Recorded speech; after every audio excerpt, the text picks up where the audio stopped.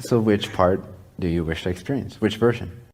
Well, I want to come here and be one of the many that help save our planet, our beautiful blue You can planet. create that illusion, but in a sense, we should realize that there is many versions that have already been destroyed, and there's endless versions that will never be destroyed, and we never help one version become the other.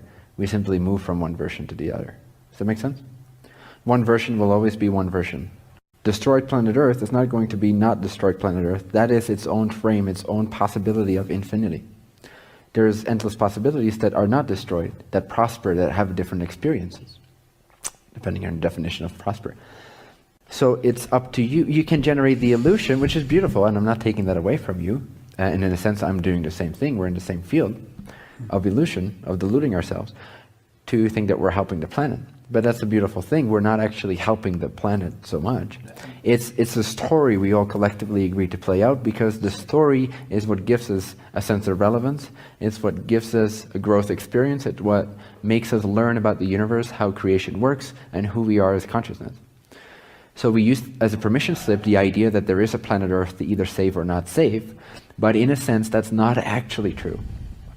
Yes, the illusion is generated in our collective that there is a planet that may or may not need some aid and assistance in waking up and in becoming more naturally realigned with itself and all that.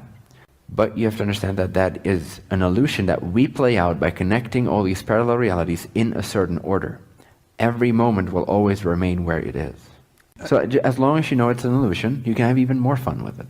You won't take it too seriously, because if you take it too seriously, you will dwindle down the black hole of, not the positive black hole, but the black hole of negativity. And you will shift yourself into a vibratory state where you will perceive a configuration of the universe that is not as you would like it to see. So in order to actually save the planet or generate the illusory experience of where you have saved the planet, you have to be willing to take that journey lightly.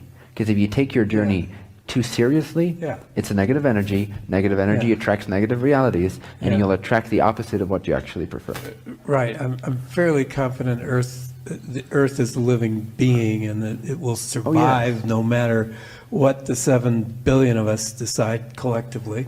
Well, we have already decided upon infinite different versions. You see? Nothing new is going to happen.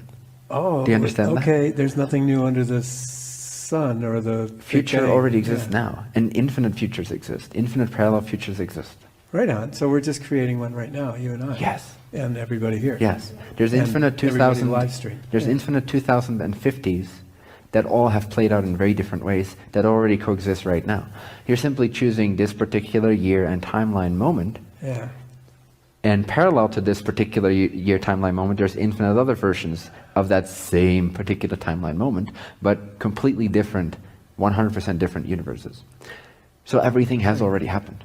What's new is your relationship to these things that already exist. So the way you generate your timeline through these infinite parallel realities is what makes creation expand. So what's really interesting is, how do you relate to yourself, and how do you relate to the permission slip of planet Earth and the collective and the 7 billion people?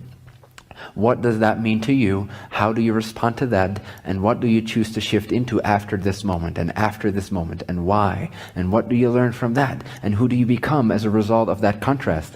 What do you generate? What type of preference will you generate and then choose to manifest? That is what is cutting edge, is the relationship. We don't really have to worry about the state of the configuration of the universe, because there's infinite universes and they will always be as they are in that universe.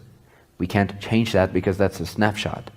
Every nanosecond is another configuration of the universe. And there's infinite parallel ones that look completely different.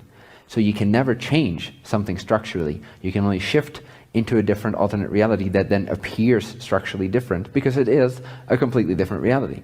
You have not changed the previous reality. You have moved yourself through relationship consciousness into another type of configuration of the universe. I just needed to wake myself up tonight, because I was falling asleep and I wanted to get some energy, and I feel you really helped me. I got some energy now. So in my universe there are like zillions of races, and the Earth itself, the living being we call Earth, is a portal. Mm-hmm. And it's a nice vacation spot for some, and others probably are going to fight over this planet or whatever they need to do. But I get to choose each and every moment where I put my attention. Yes. And that is what is cutting edge.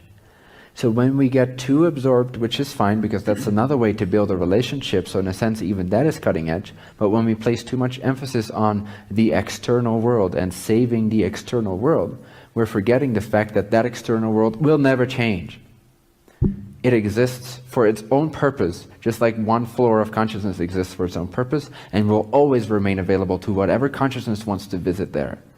There has to be infinite options for these infinite diversifications of the overall consciousness, each with its own sense of I am, to now navigate through these infinite options in their own infinitely unique pattern or order. That's how we generate multiple timelines. Each I am generates its own timeline by sifting through this timeless now that coexistently holds all potential universes. The way you move through that, through your relationship, through your vibration, through your frequency, through your state of being, through your state of consciousness, is what makes your journey add to the expansion of consciousness, to the knowledge of self. You're not ever changing what you see. You're changing into another thing that you're then seeing. That other thing already existed as well. Short side question?